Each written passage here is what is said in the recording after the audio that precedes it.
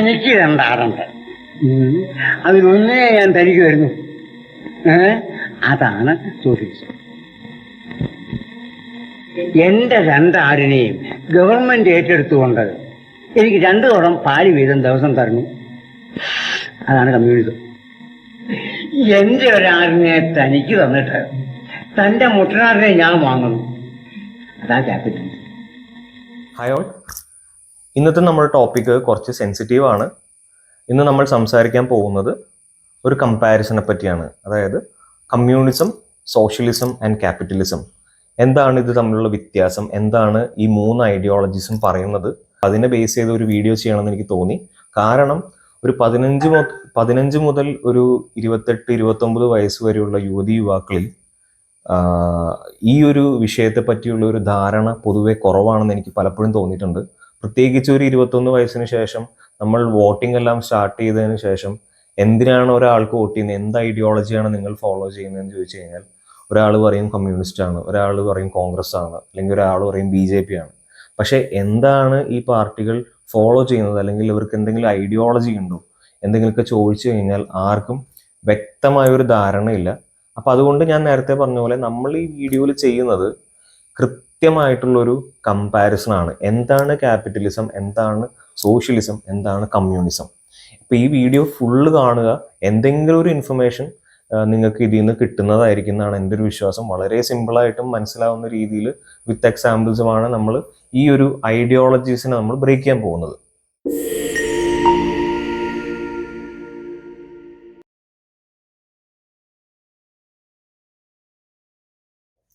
നമ്മളൊരു സാങ്കല്പിക ലോകത്താണ് ജീവിക്കുന്നതെന്ന് വിചാരിക്കുക. നമ്മൾ ജീവിക്കുന്ന സ്ഥലത്ത് നമുക്ക് ആവശ്യമുള്ള സാധനങ്ങൾ തുടങ്ങാം. അതായത് നമുക്കൊരു കട തുടങ്ങണം, അല്ലെങ്കിൽ ഒരു ഹോട്ടൽ തുടങ്ങണം, അല്ലെങ്കിൽ ഒരു ബുക്ക് സ്റ്റോർ തുടങ്ങണം എന്ന് വിചാരിക്കുക. നമ്മൾ നാളെ തന്നെ പോയി ഒരു ഷോപ്പ് തുടങ്ങുകയാണ്. യാതൊരു റൂൾസ് ഇല്ല, റെഗുലേഷൻസ് ഇല്ല. നമ്മൾ ഇന്ന് കാണുന്ന പോലെ ഹെൽത്ത് ഡിപ്പാർട്ട്മെന്റിൽ നിന്നുള്ള അപ്രൂവൽ വേണ്ട, അല്ലെങ്കിൽ വേറെ ഏതെങ്കിലും ഒരു ഗവൺമെന്റൽ ഓർഗനൈസേഷൻ്റെ അപ്രൂവൽ വേണ്ട. ഞാൻ നാളെ ഒരു ബിൽഡിംഗ് ഉണ്ടെങ്കിൽ ആ ബിൽഡിംഗ് തുറന്നിട്ട് ഞാൻ അതിലൊരു കട സെറ്റ് ചെയ്തു. എനിക്ക് ആ കടയിൽ എന്ത് വേണമെങ്കിലും വിൽക്കാം, എന്ത് വില വേണമെങ്കിലും അതിന് ഈടാക്കാം. ഈ വില റെഗുലേറ്റ് ചെയ്യാനായിട്ട് ഗവൺമെന്റ് ഇടപെടുന്നില്ല, അല്ലെങ്കിൽ വേറൊരു എക്സ്റ്റേണൽ ഫോഴ്സ് ഇല്ല. എനിക്ക് എൻ്റെ ജോലിക്കാർക്ക് തോന്നിയ ശമ്പളം കൊടുക്കാം, അവരെത്ര മണിക്കൂർ ജോലി ചെയ്യണം എന്നുള്ള കാര്യം എനിക്ക് ഡിസൈഡ് ചെയ്യാം. ഈ ഒരു പ്രക്രിയ, അല്ലെങ്കിൽ ഇങ്ങനെ ഒരു സാങ്കല്പിക സിറ്റുവേഷൻ ഉണ്ടെങ്കിൽ അതാണ് ഒരു ട്രൂ ആയിട്ടുള്ള ക്യാപിറ്റലിസം എന്ന് പറയുന്നത്.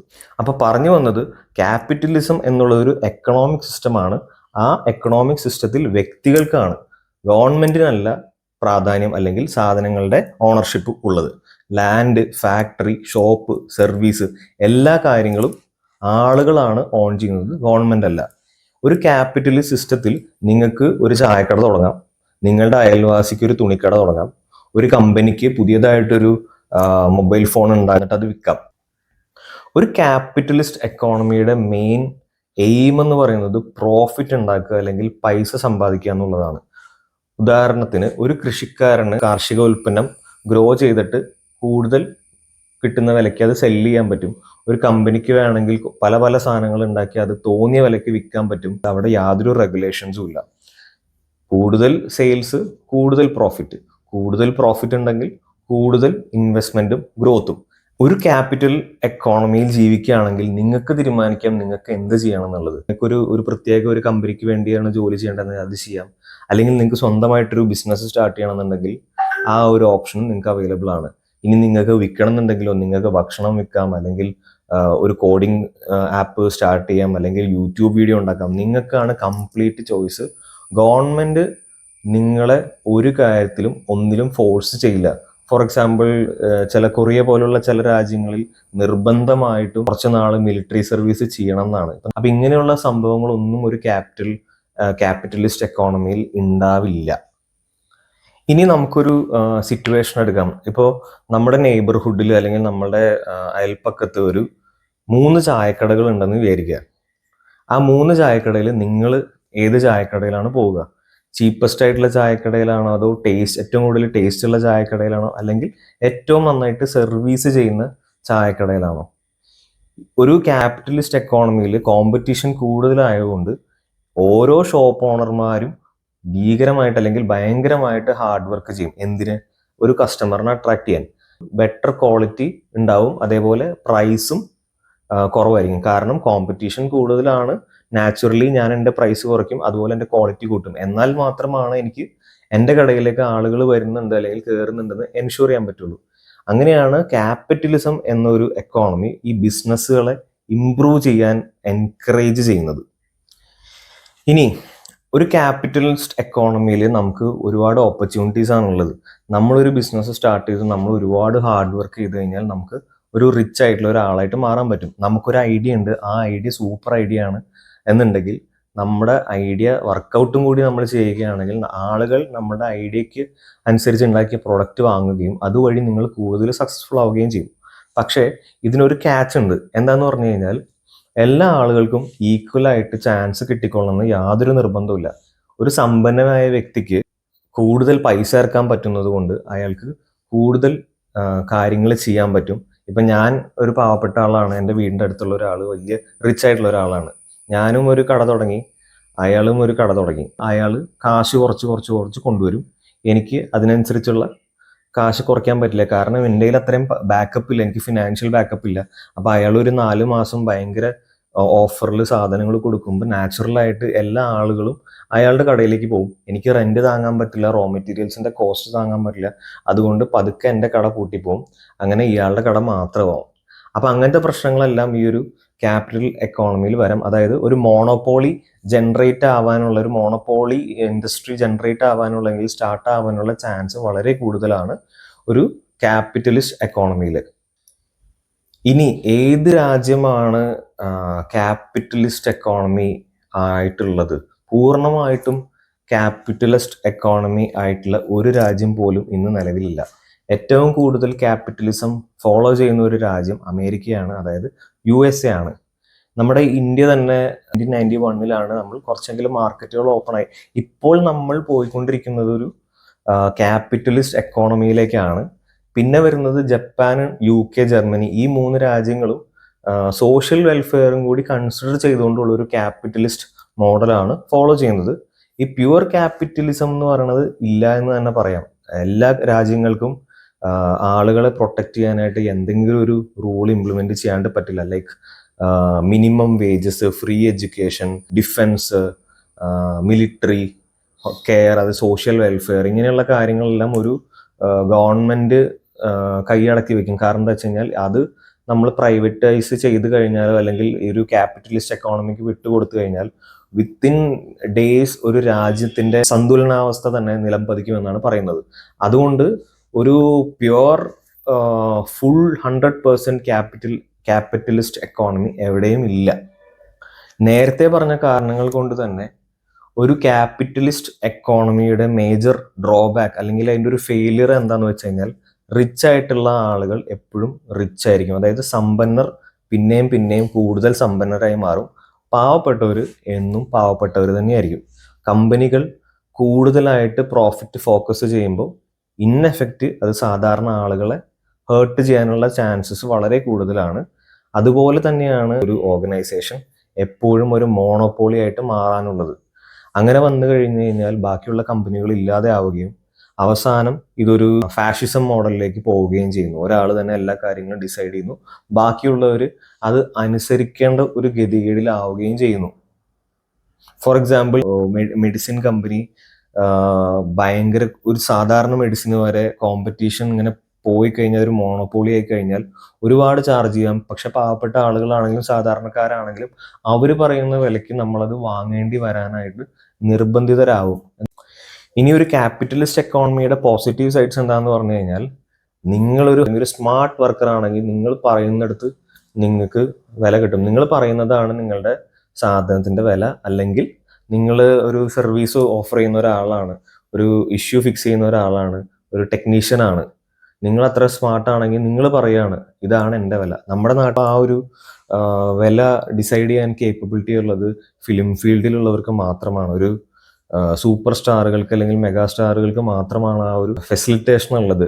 ഞാൻ ചെയ്യണമെന്നുണ്ടെങ്കിൽ ഇതാണ് എൻ്റെ വില. അങ്ങനെ ഡിമാൻഡ് ചെയ്യാനായിട്ട് ഒരു ക്യാപിറ്റലിസ്റ്റ് എക്കോണമിയിൽ ഈസിയാണ്. അതുപോലെ പുതിയ ഐഡിയാസ്, പുതിയ ഇൻവെൻഷൻസ്, പുതിയ ബിസിനസ്സുകൾ എല്ലാം പെട്ടെന്ന് വരും. കാരണം എന്താ വെച്ച് കഴിഞ്ഞാൽ യാതൊരുവിധ റെഗുലേഷൻസും ഇല്ല, ഗവൺമെന്റിന്റെ റെസ്ട്രിക്ഷൻസ് ഇല്ല, വേറൊരു അതോറിറ്റീനെ നമ്മൾ എന്നും ബോധിപ്പിക്കേണ്ട കാര്യമില്ല. നമുക്ക് നാളെ പോയി ഒരു ബിസിനസ് അങ്ങോട്ട് തുടങ്ങാം. അങ്ങനെയൊക്കെ നോക്കുമ്പോൾ ആ ഒരു ആംഗിളിൽ ക്യാപിറ്റലിസ്റ്റ് എക്കോണമി നല്ലതാണ്. അതേപോലെ ഒരു കൺസ്യൂമർ, ഞാനൊരു സാധനം മേടിക്കുന്ന ആളാണെങ്കിൽ ഒരു ക്യാപിറ്റലിസ്റ്റ് എക്കോണമിയിൽ എനിക്ക് ഒരുപാട് ഓപ്ഷൻസും കാര്യങ്ങളും ഉണ്ടാവും. ഇന്ന സാധനങ്ങൾ മാത്രമേ ഉള്ളൂ, നിങ്ങൾ ഇതുകൊണ്ട് തൃപ്തിപ്പെടണം എന്നുള്ളൊരു അവസ്ഥ ഒരു ക്യാപിറ്റലിസ്റ്റ് എക്കോണമിയിൽ വരുന്നില്ല. എന്താണ് സോഷ്യലിസം എന്ന് നോക്കാം. നേരത്തെ പോലെ തന്നെ നിങ്ങൾ വീണ്ടും ഒരു സാങ്കല്പിക നഗരത്തിലാണെന്ന് വിചാരിക്കുക. അവിടെ എല്ലാവർക്കും ഫുഡ് ഉണ്ട്, ഹെൽത്ത് കെയർ ഉണ്ട്, എഡ്യൂക്കേഷൻ ഉണ്ട്. അവർ റിച്ച് ആണെങ്കിലും പൂർ ആണെങ്കിലും ഹെൽത്ത്, എഡ്യൂക്കേഷൻ, ഫുഡ് ഇതൊക്കെ ഈക്വൽ ആയിട്ടാണ് കിട്ടുന്നത്. ഗവൺമെന്റ് ഒരുപാട് സർവീസുകൾ ഓടിക്കുന്നുണ്ട്, പക്ഷെ പ്രോഫിറ്റിന് വേണ്ടിയിട്ടല്ല, ഒരാൾ പോലും വിട്ടുപോയിട്ടില്ല എന്ന് ഉറപ്പുവരുത്താനായിട്ട്. അതാണ് ബേസിക് ഐഡിയ ഓഫ് സോഷ്യലിസം എന്ന് പറയുന്നത്. ബേസിക് ആയിട്ട് സോഷ്യലിസം മീൻ ചെയ്യുന്നത് അതാണ്. ഗവൺമെന്റ് സാമൂഹിക നേട്ടത്തിന് വേണ്ടി, സമൂഹത്തിന്റെ നേട്ടത്തിന് വേണ്ടി പ്രവർത്തിക്കുന്നു. അതായത് ഒരു സോഷ്യലിസ്റ്റ് രാജ്യത്തിൽ, പൂർണ്ണമായിട്ടും സോഷ്യലിസ്റ്റ് ആയിട്ടുള്ള ഒരു രാജ്യത്തിൽ ഹോസ്പിറ്റൽസ്, ഹെൽത്ത് സെക്ടർ മിക്കവാറും ഫ്രീ അല്ലെങ്കിൽ വളരെ തുച്ഛമായ ഒരു തുകയായിരിക്കും ഈടാക്കേണ്ടാവുക. സ്കൂൾസും കോളേജും കംപ്ലീറ്റ് പബ്ലിക് ആയിരിക്കും, എഡ്യൂക്കേഷൻ കംപ്ലീറ്റ്ലി ഫ്രീ ആയിരിക്കും. അതുപോലെ ട്രാൻസ്പോർട്ടേഷൻ വളരെ സബ്സിഡൈസ്ഡ് ആയിട്ടുള്ള റേസ് അല്ലെങ്കിൽ ഗവൺമെന്റ് ആയിരിക്കും പൂർണ്ണമായിട്ടും നടത്തേണ്ടത്. അങ്ങനെ ഗവൺമെന്റ് ആളുകളെ ഡയറക്റ്റ് ആയിട്ട് ഹെൽപ്പ് ചെയ്യുകയാണ്.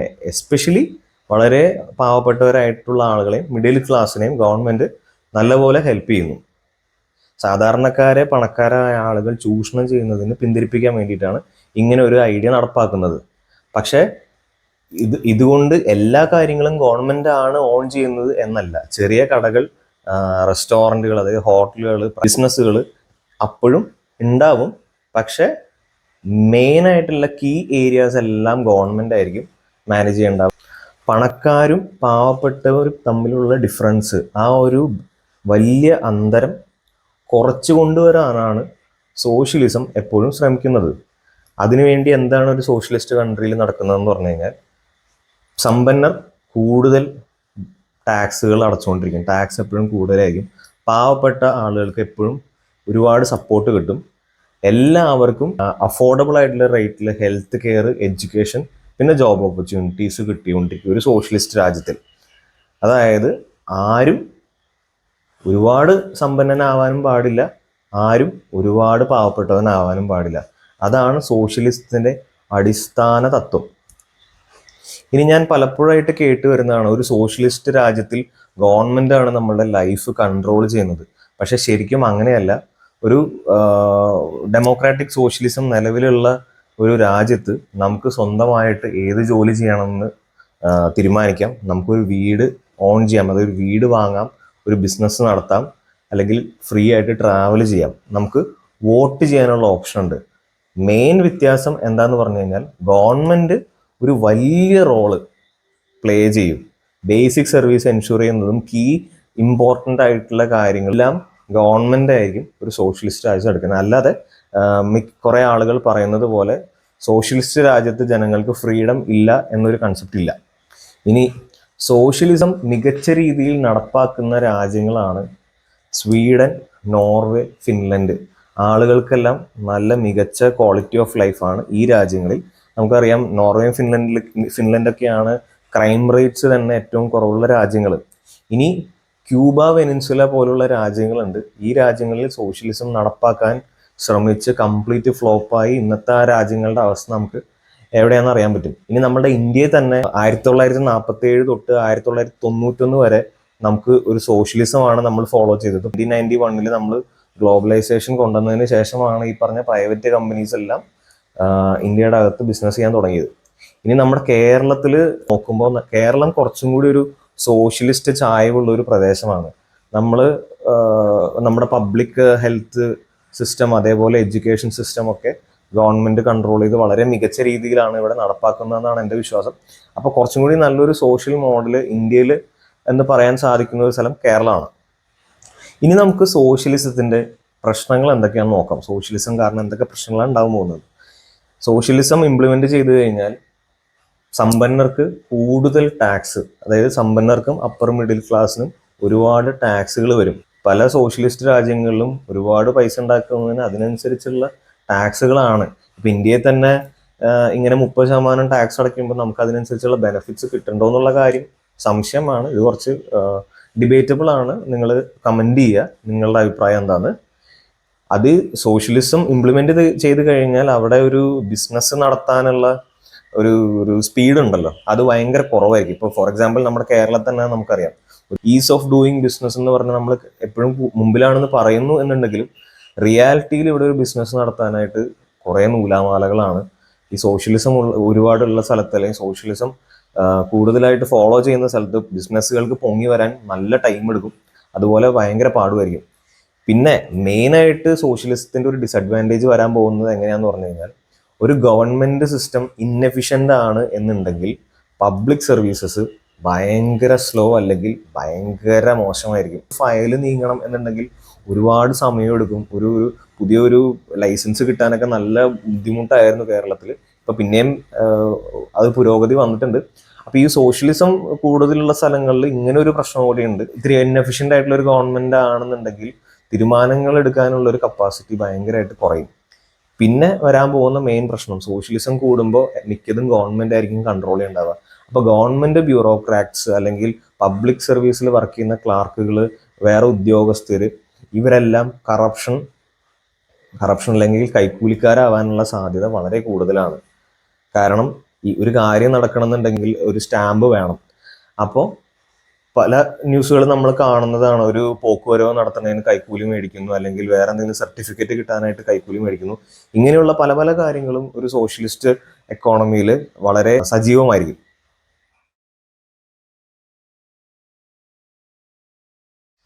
ഇനി നമുക്ക് കമ്മ്യൂണിസം എന്താണെന്ന് നോക്കാം. ഇനി വീണ്ടും നിങ്ങൾ ഒരു സാങ്കല്പിക നഗരത്തിലാണെന്ന് വിചാരിക്കുക. ആ നഗരത്തിൽ ആരും ഒരു സാധനവും പേഴ്സണലായിട്ട് ഓൺ ചെയ്യുന്നില്ല. അതായത് ലാൻഡ്, ഫാക്ടറി, ഷോപ്പുകൾ, ഫാംസ്, ഇൻഡസ്ട്രി, വീടുകൾ പോലും എല്ലാവരും ഒരുമിച്ചാണ് അതിൻ്റെ ഉടമസ്ഥർ. ഒരാൾക്ക് പോലും ഒറ്റയ്ക്ക് ഒരു സാധനം കിട്ടുന്നില്ല. എല്ലാ ഡിസിഷൻസും പീപ്പിളും, അതായത് മൊത്തത്തിൽ ആളുകൾ ചേർന്നിട്ടാണ് എടുക്കുന്നത്. തിയറിയിലെങ്കിലും അങ്ങനെ സംഭവിക്കുമെന്നുണ്ടെങ്കിൽ അതാണ് കമ്മ്യൂണിസത്തിന്റെ കോർ ഐഡിയ എന്ന് പറയുന്നത്. ഒരു കമ്മ്യൂണിസ്റ്റ് സിസ്റ്റത്തിൽ സമ്പന്നരില്ല, പാവപ്പെട്ടവരില്ല, എല്ലാ ആളുകളും ഈക്വലാണ്. അതേപോലെ ഒരാളെക്കാളും കൂടുതൽ ഒന്നും ഓൺ ചെയ്യുന്നില്ല, ഒരാളെക്കാളും താഴെ അല്ല. അതിൻ്റെ ഐഡിയ എന്ന് പറഞ്ഞു കഴിഞ്ഞാൽ, ഇനിക്വാളിറ്റി എന്ന് പറഞ്ഞ സാധനം എടുത്തു കളയാൻ വേണ്ടി പ്രൈവറ്റ് പ്രോപ്പർട്ടീസ് ഓൺ ചെയ്യുന്നത് ഒരു സൊസൈറ്റീനെ വിലക്കി എല്ലാവരും എല്ലാം ഷെയർ ചെയ്യുന്നു. നമ്മുടെ നാട്ടിലൊക്കെ നോക്കിക്കഴിഞ്ഞാൽ എനിക്ക് തോന്നുന്നു ഇന്ത്യൻ കോഫി ഹൗസ് മാത്രമാണ് ആ ഒരു സിസ്റ്റത്തിൽ ഇപ്പോൾ ഓടുന്നത്. അതായത് ഇന്ത്യൻ കോഫി ഹൗസിൽ നിന്ന് കിട്ടുന്ന പ്രോഫിറ്റ്സ് ഇന്ത്യൻ കോഫി ഹൗസിലെ എംപ്ലോയീസ് തന്നെയാണ് ഷെയർ ചെയ്യുന്നത് എന്നാണ് എൻ്റെ അണ്ടർസ്റ്റാൻഡിങ്. അത് തെറ്റാണെന്നുണ്ടെങ്കിൽ കമൻറ്റ് ചെയ്യുക. തിയറിറ്റിക്കലി ഒരു പ്രോപ്പർ കമ്മ്യൂണിസ്റ്റ് ഭരിക്കുന്ന ഒരു നാട്ടിൽ ഒരു ഡോക്ടറിനും ഒരു ക്ലീനറിനും ഒരേ സാലറി ആയിരിക്കും. കാരണം ഇവർ രണ്ടുപേരും സൊസൈറ്റീനെ ഒരു തരത്തിൽ കോൺട്രിബ്യൂട്ട് ചെയ്യുന്നുണ്ട്. അതാണ് കമ്മ്യൂണിസം എന്ന് പറയുന്നത്. ഒരു ഡോക്ടർ ആയതുകൊണ്ട് എനിക്കൊരു സ്പെഷ്യൽ പ്രിവിലേജ് എവിടെയും കിട്ടുന്നില്ല. അതുപോലെ ക്ലീനർ ആയതിൻ്റെ പേരിൽ ഞാൻ ഒരിക്കലും അണ്ടർ പ്രിവിലേജ്ഡും ആകുന്നില്ല. ഐഡിയ ഒക്കെ വളരെ നല്ലതാണ് കമ്മ്യൂണിസത്തിൻ്റെ. 1800-കളിൽ കാൾ മാക്സും ഫ്രെഡറിച്ച് എംഗൽസും കൂടിയാണ് കമ്മ്യൂണിസം വിഭാവനം ചെയ്തത്. അവർ എന്താണ് വിശ്വസിച്ചതെന്ന് പറഞ്ഞു കഴിഞ്ഞാൽ, ക്യാപിറ്റലിസം ഒരു സമ്പന്നൻ വേഴ്സസ് പാവപ്പെട്ടവൻ എന്നൊരു സിറ്റുവേഷൻ ഉണ്ടാക്കുന്നു. അതേപോലെ സമ്പന്നൻ പാവപ്പെട്ട ആളുകളെ എക്സ്പ്ലോയിറ്റ് ചെയ്യുന്നു, പ്രത്യേകിച്ച് വർക്കിംഗ് ക്ലാസ്സിനെ. ഒരു ദിവസം എല്ലാ ജോലിക്കാരും അല്ലെങ്കിൽ എല്ലാ വർക്കേഴ്സും കൂടി സംഘടിച്ച് കൺട്രോൾ എടുത്ത് ഒരു ക്ലാസ്ലെസ് സൊസൈറ്റി, അതായത് ഒരു working class, rich class, poor class എന്ന് പറഞ്ഞാൽ ഇല്ലാത്ത ഒരു ക്ലാസ്ലെസ് സൊസൈറ്റി ഉണ്ടാക്കുമെന്ന് അവർ വിഭാവനം ചെയ്തു. അങ്ങനെയാണ് കാൾ മാർക്സ് കമ്മ്യൂണിസ്റ്റ് മാനിഫെസ്റ്റോ എന്ന് പറഞ്ഞ ബുക്കെല്ലാം രചിച്ചത് ആ ഒരു ഐഡിയ എന്നാണ്. ഫസ്റ്റ് കൺട്രി ടു ഇംപ്ലിമെന്റ്, ആദ്യത്തെ രാജ്യം കമ്മ്യൂണിസം ഇംപ്ലിമെന്റ് ചെയ്യുന്നത് 1917 സോവിയറ്റ് യൂണിയനാണ് ഇംപ്ലിമെന്റ് ചെയ്തത്. പക്ഷേ 1991 സോവിയറ്റ് യൂണിയൻ പൊളിഞ്ഞതോടെ കമ്മ്യൂണിസവും അവിടെ നിലച്ചു എന്ന് വേണം പറയാൻ. ഇനി രണ്ടാമത് ഫോളോ ചെയ്യുന്ന രാജ്യം ചൈനയാണ്. മാവോ സേതുങ്ങിന്റെ അണ്ടറിൽ കംപ്ലീറ്റ് ആയിട്ട് അത് ഫുള്ളി കമ്മ്യൂണിസ്റ്റ് എന്ന് പറയാവുന്ന ഒരു രാജ്യം ചൈനയായിരുന്നു. പക്ഷെ ഇപ്പോൾ ചൈന ക്യാപിറ്റലിസ്റ്റ് സ്ട്രാറ്റജി ഗവൺമെന്റിനാൽ കൺട്രോൾ ചെയ്യുന്ന രീതിയിലുള്ളൊരു തരത്തിലുള്ളൊരു ഗവൺമെന്റാണ് അവിടെ ഭരിക്കുന്നത്. ഇനിയുള്ളത് നോർത്ത് കൊറിയ ആണ്. ഇപ്പോഴും കംപ്ലീറ്റ് കമ്മ്യൂണിസം ആണെന്ന് സ്വയം അവകാശപ്പെടുന്ന ഒരു രാജ്യമാണ് നോർത്ത് കൊറിയ. പക്ഷെ നിങ്ങൾക്കെല്ലാം അറിയാം അവിടുത്തെ അവസ്ഥ എന്താണ്, ആളുകളുടെ അവസ്ഥ എന്താണെന്നൊക്കെ. ഇനി ക്യൂബ എന്ന് പറഞ്ഞ രാജ്യത്തും വിയറ്റ്നാമിലും കമ്മ്യൂണിസം ആണ് ഉള്ളത്. പക്ഷെ ലിമിറ്റഡ് റീഫോംസ് അവിടെ ഉണ്ട്. ഫുള്ളി കമ്മ്യൂണിസ്റ്റ് എന്ന് പറയാൻ പറ്റില്ല. പിന്നെ ക്യൂബയുടെ ഒക്കെ അവസ്ഥ എന്താണെന്ന് സത്യം പറഞ്ഞാൽ എനിക്കറിയില്ല. ആർക്കെങ്കിലും അറിയാമെന്നുണ്ടെങ്കിൽ പോയവരൊക്കെ ഉണ്ടെങ്കിൽ ഒന്ന് കമന്റ് ചെയ്യുക. അപ്പൊ പറഞ്ഞു വന്ന കമ്മ്യൂണിസ്റ്റിന്റെ ബെനിഫിറ്റ്സ് ഇതൊക്കെയാണ്. ഇൻഇക്വാലിറ്റി ഇല്ല, അതുപോലെ ജോലി ഇല്ലായ്മ, അൺഎംപ്ലോയ്മെന്റ് ഇല്ല, ആർക്കും വിശപ്പില്ല, എല്ലാവർക്കും ഈക്വലായിട്ട് ഭക്ഷണവും കിട്ടും, വീടും കിട്ടും. അതുപോലെ എല്ലാവരും കൂട്ടായിട്ട് സൊസൈറ്റിയുടെ നല്ലതിന് വേണ്ടി പ്രവർത്തിക്കുന്നു. പേഴ്സണൽ പ്രോഫിറ്റിന് വേണ്ടി ആരും പ്രവർത്തിക്കുന്നില്ല. ഇനി കമ്മ്യൂണിസം ആശയപരമായി നല്ലതാണെങ്കിലും അതിന് ഒരുപാട് നെഗറ്റീവ്സ് ഉണ്ട്. അതെന്തൊക്കെയാണെന്ന് നമുക്ക് നോക്കാം. ഒന്നാമതായിട്ട് ഗവൺമെന്റ് ഭയങ്കര പവർഫുൾ ആയിട്ട് എല്ലാ കാര്യങ്ങളും ഗവൺമെന്റാണ് കൺട്രോൾ ചെയ്യുന്നത്. ഇനി രണ്ടാമത്, ഒരാൾക്ക് ഒരു കമ്മ്യൂണിസ്റ്റ് രാജ്യത്ത് നമുക്കൊരു മോട്ടിവേഷൻ ഇല്ലാതാക്കിയാൽ, ഇപ്പം ഞാൻ കഷ്ടപ്പെട്ട് പഠിച്ച് ഞാനൊരു ഡോക്ടറായിട്ട് എനിക്ക് കിട്ടുന്ന ശമ്പളം ഒരു ജാനിറ്ററിന് കുറച്ച് കാണുകയല്ല, പക്ഷെ ഒരു ജാനിറ്ററിന് കിട്ടുന്ന അതേ സാലറിയാണ് എനിക്ക് കിട്ടുന്നതെങ്കിൽ പിന്നെ ഞാൻ എന്തിനാണ് കഷ്ടപ്പെട്ട് ഡോക്ടറായിട്ട് പഠിക്കുന്നത്? എല്ലാവർക്കും ഒരേ തുല്യ വേതനമാണെങ്കിൽ എനിക്കൊരു മോട്ടിവേഷൻ ഇല്ല, എന്തെങ്കിലും കൂടുതൽ എത്തണം, കൂടുതൽ ചെയ്യണം, മോട്ടിവേഷൻ എനിക്ക് ഉണ്ടാവില്ല. ഇനി എനിക്ക് കമ്മ്യൂണിസ്റ്റ് രാജ്യങ്ങളിൽ എനിക്ക് ഫ്രീഡം എന്ന് പറഞ്ഞ സാധനം ഉണ്ടാവില്ല. അതായത് നമുക്ക് ഗവൺമെന്റിന് അഗെയിൻസ്റ്റ് സംസാരിക്കാൻ പറ്റില്ല, ജോബ് മാറാൻ പറ്റില്ല. ഇപ്പം എനിക്ക് പെട്ടെന്ന് എഞ്ചിനീയറിംഗ് മതിയായിട്ട് എനിക്ക് വേറൊരു ജോലി ചെയ്യണം എന്ന് തോന്നുകയാണ്, ഞാനൊരു ഫോട്ടോഗ്രാഫർ ആവണമെന്ന് തോന്നിക്കഴിഞ്ഞാൽ ഒരു പ്രോപ്പർ കമ്മ്യൂണിസ്റ്റ് രാജ്യത്ത് അത് നടക്കില്ല. നമുക്ക് സ്വന്തമായിട്ടൊരു ബിസിനസ് സ്റ്റാർട്ട് ചെയ്യാൻ പറ്റില്ല. അങ്ങനെ പല പ്രശ്നങ്ങളും കമ്മ്യൂണിസ്റ്റ് രാജ്യങ്ങളിൽ ഉണ്ടാവും. ഇനി നമ്മൾ ചരിത്രപരമായി നോക്കിക്കഴിഞ്ഞാൽ കമ്മ്യൂണിസ്റ്റ് രാജ്യങ്ങളിലെല്ലാം ഉണ്ടായിരിക്കുന്നത് പട്ടിണി, ദാരിദ്ര്യം, അതുപോലെ അടിച്ചമർത്തൽ, ഇതെല്ലാം കമ്മ്യൂണിസ്റ്റ് രാജ്യങ്ങളിൽ ഉണ്ടായിരിക്കുന്നതാണ്. നമ്മുടെ മുന്നിൽ പല പല എക്സാമ്പിൾസും ഉണ്ട്.